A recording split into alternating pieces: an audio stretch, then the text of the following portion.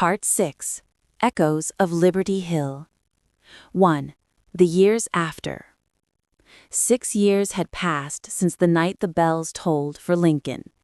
The war was a memory now, a wound that refused to scar. Washington bustled with new ambition. Railways stitched the country together, and factories hummed where battlefields once smoked. But under the hum, the promise Samuel Whitfield had died for still whispered like a ghost. Eleanor Whitfield lived quietly on the outskirts of Georgetown, her hair streaked with silver, her eyes still carrying the flame of Liberty Hill. The boarding house she ran was small but respectable. Politicians and young clerks often stayed there, never knowing the woman serving their tea had once carried a letter that might have changed the course of the nation. Each evening, she would walk to the river with a small tin box under her arm, the same box that had once carried Samuel's letter. Inside was the copy of the map James had given her, its ink faded but intact. She would unroll it, touch her husband's name, and whisper, "They'll find you someday, Sam. They'll find what you built." James Ashford had vanished westward years ago. Rumors said he'd joined a surveying expedition into the Rockies, chasing the horizon as if it still owed him an answer. Now and then a letter would arrive, postmarked from some frontier town. "The mountains are higher than belief, Ellie, but I still draw the lines straight, the way your Samuel taught me." Part 2. The Next Generation. Spring 1890. The Liberty Hill lands, once a dream on Samuel's map, were now dotted with freedmen's farms and small schools. Many of the towns had been built on unclaimed parcels James had quietly deeded to families under false names. The government never traced it back, but the people who lived there called the valley Whitfield's Promise. In one of those schools, a young teacher named Clara Whitfield, Eleanor's granddaughter, found a letter among her grandmother's old belongings. It was wrapped in linen, sealed with wax that long since cracked. The handwriting was delicate, looping, to be opened when freedom feels incomplete. Clara read it under a gas lamp that flickered with history. "If these words reach your hands, it means the dream still lives, though perhaps unseen. Liberty Hill was never just a place. It was a promise that the measure of a nation is not in its armies or its laws, but in the fairness of its fields.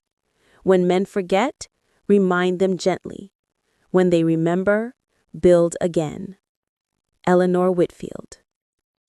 The words hit Clara like thunder.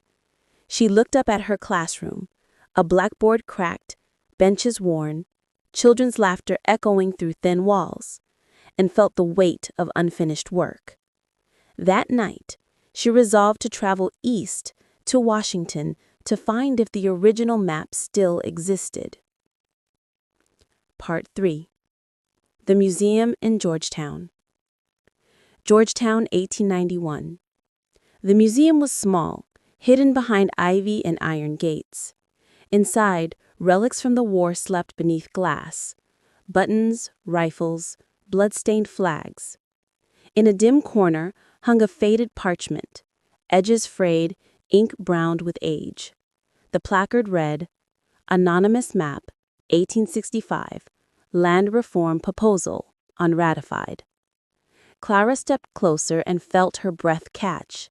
There, faint but visible, were the signatures Samuel Whitfield, James Ashford, and Eleanor Whitfield. She reached out until her reflection overlapped the glass. The curator approached, an elderly man with white whiskers and kind eyes. "Remarkable, isn't it? No one knows who they were, came to us without a name." Clara smiled softly. "Perhaps that's how they wanted it." He chuckled. "You sound as though you knew them." "I think they knew all of us," she said. Before leaving, she copied the map by hand, every curve, every symbol. Beneath the last signature, she wrote, "Freedom's unfinished line." 4. The return of the surveyor. One summer morning, years later, a telegram arrived at Eleanor's old address, forwarded, redirected, nearly lost. It was from Colorado Territory. Ellie, still drawing the lines. Found a ridge out here that looks like Liberty Hill. Thought you'd want to know. James. But Eleanor had already passed away the previous winter. The telegram was opened by Clara, who wept as she read it. She imagined the old surveyor standing on a mountain peak, the wind in his hair, looking east toward a home that had never truly left him. She sent a reply anyway. The promise lives, James. Liberty Hill has children now. No answer ever came. Some say James Ashford disappeared into the mountains, swallowed by the very horizon he spent his life chasing. Others claim a map was found years later in a miner's cabin, marked with the same symbol, the broken chain within a laurel. 5. The final echo. At the dedication of the new National History Museum, a senator read from a parchment discovered among old War Department files. Liberty is a map we keep redrawing. The crowd applauded politely, never knowing the words came from Samuel Whitfield's lost proposal. Clara stood in the audience, her hair streaked with the same silver her grandmother once wore. As the band played and flags waved, she whispered a single sentence to the wind. "Do you hear that, Liberty Hill?" They finally remember.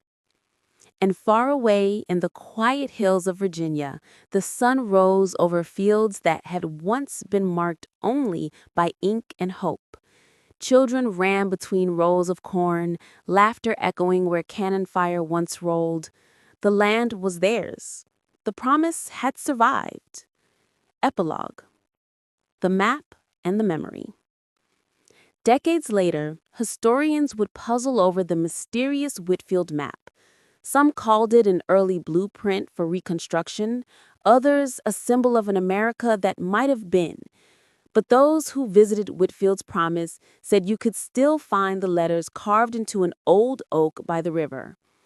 S plus E plus J equals LH. Samuel, Eleanor, James, Liberty Hill.